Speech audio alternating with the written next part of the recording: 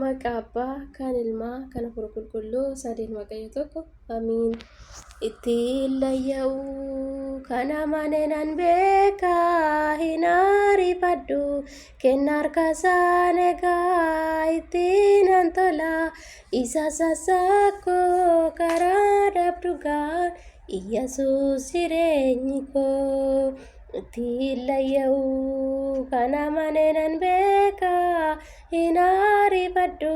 Kenna harka isaan egaa ittiin nan tola. Isa sassakkoo karaa dhabdugaan, Iyyesuus jireenyi koo.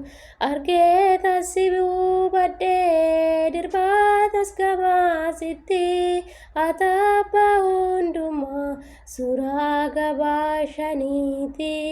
Amala namaa hundaa si qofatu danda'a.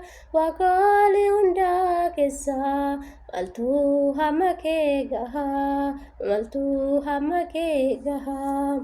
Ittiin layya'uu kan amane nan beeka, hin ariifadhu. Kenna harka isaan egaa ittiin nan tola.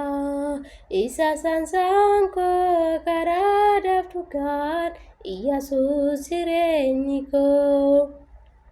Barii lafaa ka'ee karaa keetti beekuun koo, icciitii garaa kooti hiikee sitti maachuun koo.